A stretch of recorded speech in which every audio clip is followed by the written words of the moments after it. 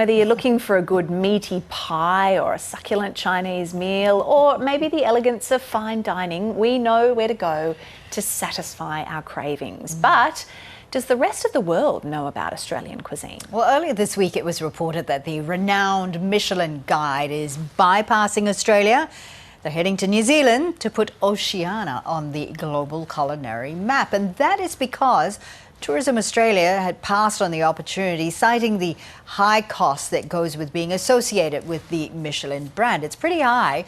And joining us now is CEO of Australian Restaurant and Cafes Association, Wes Lambert. Now, Wes, you know, Tourism Australia had balked at this cost of, I think it goes from between $4 to $7.5 million a year to get a few of these stars.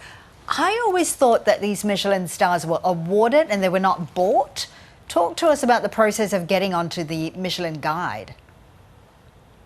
Oh, good morning. Well, from our research around Michelin around the world, many countries, many tourism departments have invested in bringing Michelin to their countries. And all of those countries have seen a massive uplift in destination dining, in tourists coming from other countries to their country to try their restaurants that turn up in the guide. But my point is, you actually have to buy these stars, is that right? No, our understanding is that countries' tourism and state tourism departments invest in bringing the Michelin guide.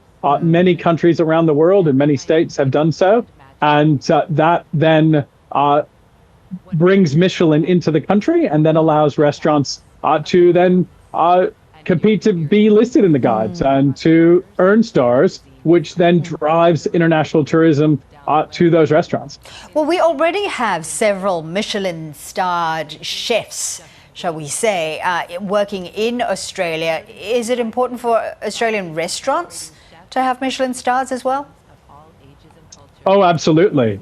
Look, it's a tiny investment per year compared to the nearly $200 million that Tourism Australia spends on advertising. So just a few million dollars below that, our understanding of what the cost is, will lead to, you know, dozens and then hopefully hundreds of restaurants being listed in the Michelin Guide. And that will potentially lead to billions of dollars per year in extra revenue for those restaurants. And that leads to much more employment in those restaurants with the extra bookings. Okay, but we already have the Australian Good Food Guide. You know, we have so many lists of how good Australian restaurants are. Is the country really missing out if it's not listed on a Michelin Guide? Well, you know, that's such a great question. And I love all of the Good Food Guides and the Australian Good Food Guide and the awards for excellence around the country. The only problem is you go a few kilometers off the coast of Australia and international tourists don't know anything about those guides. And so bringing Michelin to Australia brings the world's view, up to 400 million views onto Australia's dining scene. And so the local awards programs just don't do that. All right, yeah, that is a shame. But Wes, I must say, every time I open my social media account, my Instagram account, it is awash with food recommendations from influencers and chefs. Very bad for my diet, but you know, there we go. But how much of a marketing rival is the digital platform, you know, to the Michelin brand?